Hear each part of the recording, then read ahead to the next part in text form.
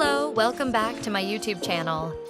In this video, I will show you how to play classic Super Nintendo games on a PC using the SNES9X emulator with a more HD and clearer visual quality.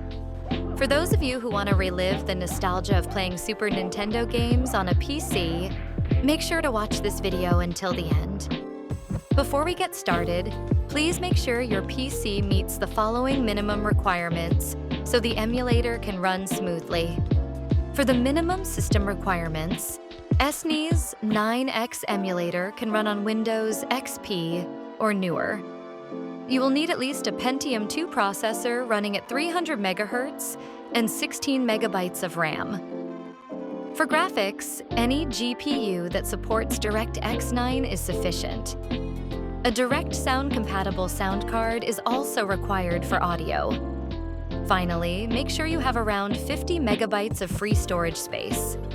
For more detailed information, you can see the table on the screen. After making sure your PC meets the system requirements, let's move on to the first step. Please open your web browser and type SNES9X GitHub into the Google search bar. From the search results, select the link that leads to the SNES9X portable page. After that, you will be taken to the GitHub page. Scroll down until you find the Releases section, then select SNES9X version 1.63. You will be redirected to a new page. On this page, scroll down again to the Assets section and click on the file named SNES9X64.zip. Finally, wait for the download process to complete.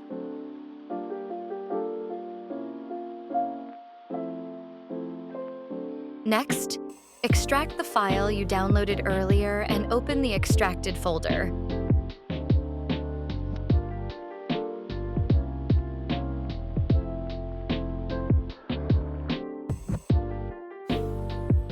Inside the folder, you will find the file named SNES9X.exe. Double-click this file to launch the SNES9X emulator.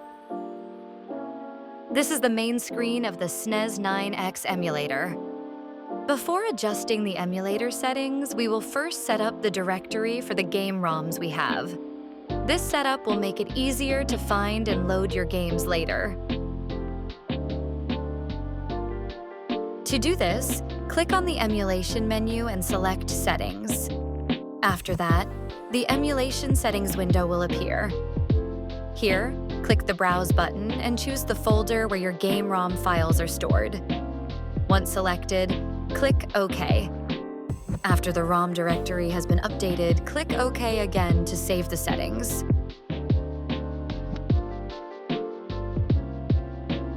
Next, we're going to set up the controller. To do this, click on the Input menu, then select Input Configuration.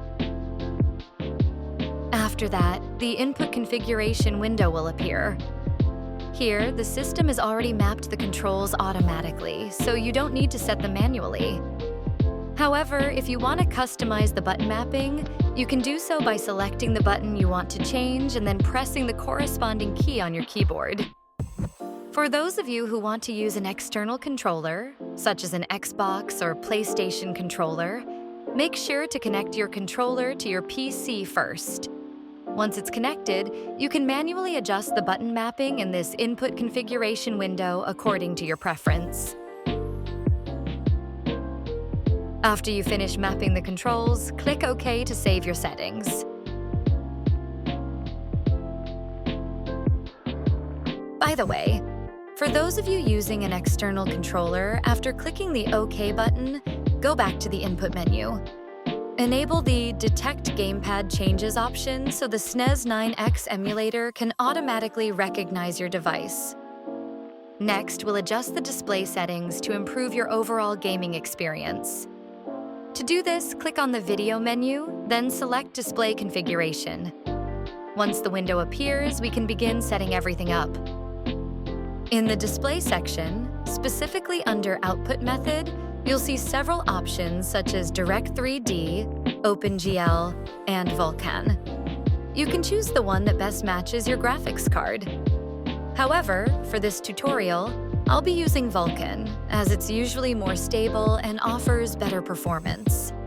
Next, for the display settings, if you want the emulator to launch directly in full screen mode, simply check the full screen option.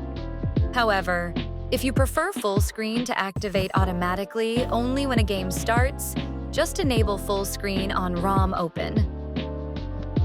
In the Maintain Aspect Ratio section, you can adjust the screen ratio to your preference.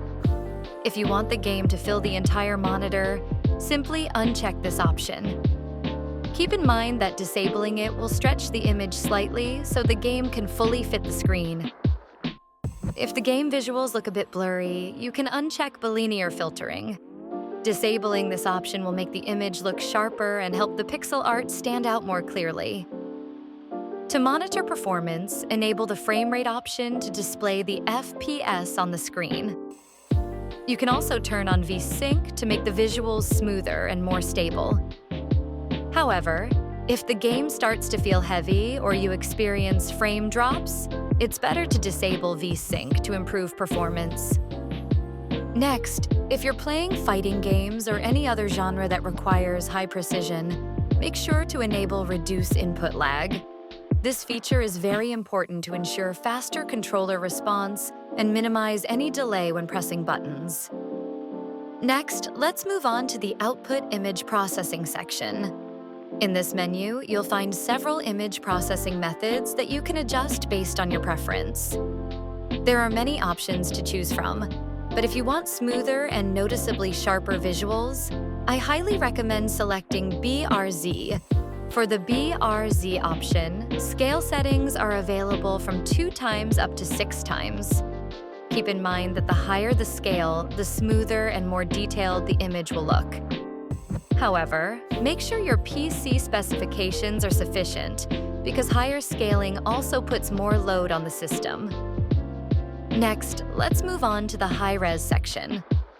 This feature works in a similar way to output image processing, helping to enhance the game's visual quality. Here, you'll find several options that can be adjusted based on your PC's performance. To keep the visuals consistent and balanced, I recommend matching these settings with the ones we selected in the previous section. Next, move on to the full screen display settings.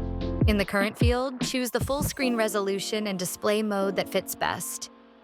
Make sure it matches your monitor's specifications so the visuals remain sharp, comfortable, and easy on the eyes while playing. Next, don't forget to check the Enable Triple Buffering option. This feature is very useful for making in-game movement feel smoother and more stable, especially when VSync is enabled. With triple buffering, the risk of stuttering or choppy frames is greatly reduced, giving you a much more comfortable gaming experience. Next, we have the shader section. This setting is optional. You can enable it if you want smoother visuals or certain graphical effects. However, if you're using a PC with limited specs or prefer lighter performance, you can skip this section or just leave it at the default settings. However, if you still want to use shaders, one important thing to keep in mind is the type of output method you choose.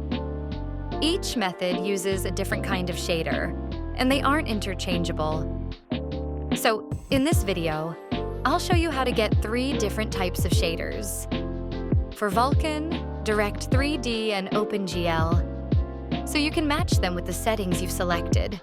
First, let's prepare the shader files. For Vulkan users, search for Libretto slang shaders on Google. For OpenGL users, look for Libretto GLSL shaders, and for Direct 3D, search for Common Shaders Libretto. Choose the search result that leads to GitHub. On the page, click the green Code button, then select Download Zip. Repeat the same process for the shader type that matches your chosen output method.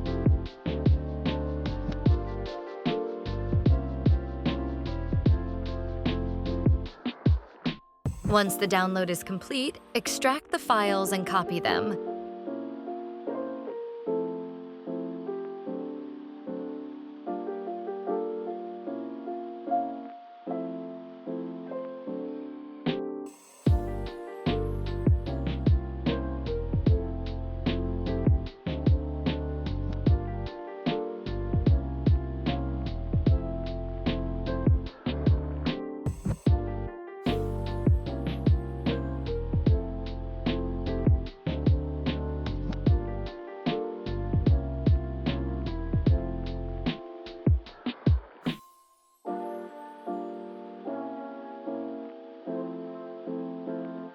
Now, open your SNES9X emulator folder.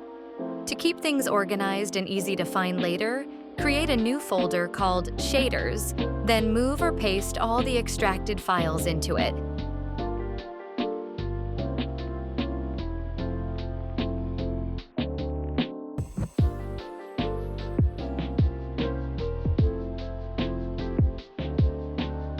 Now, reopen your SNES9X emulator and check the Use Shader option. Since I'm using Vulkan, I'll click the three-dot button next to the OpenGL or Vulkan shader file field. Next, navigate to the Shaders folder we created earlier.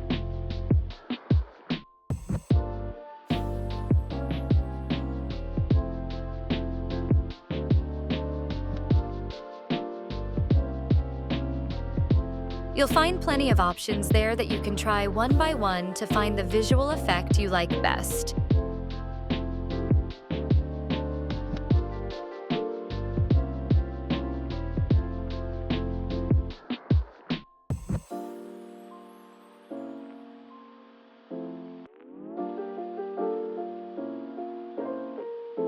Once you've decided, select the file, click Open.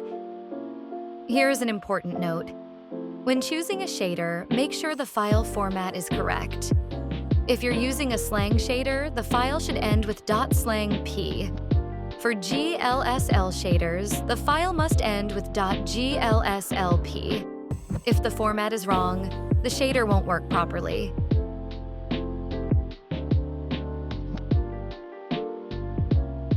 Next, click the OK button to save all the configurations we've made. To run the game, first click the File menu in the top left corner, then select Load Game. Here, I've prepared several game titles in both .sfc and .zip formats. The advantage of SNES9X emulator is that it can read .zip files directly, so you don't need to extract them first. Just select the file, click Open, and the game is ready to play.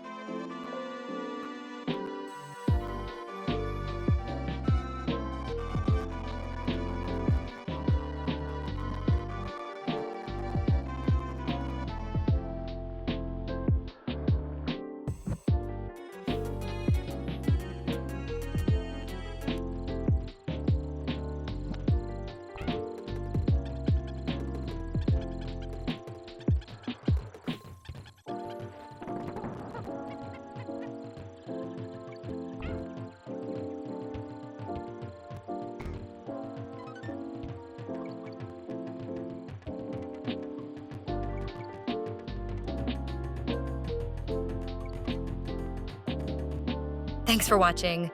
Don't forget to like, comment, share, and subscribe. See you in the next tutorial video.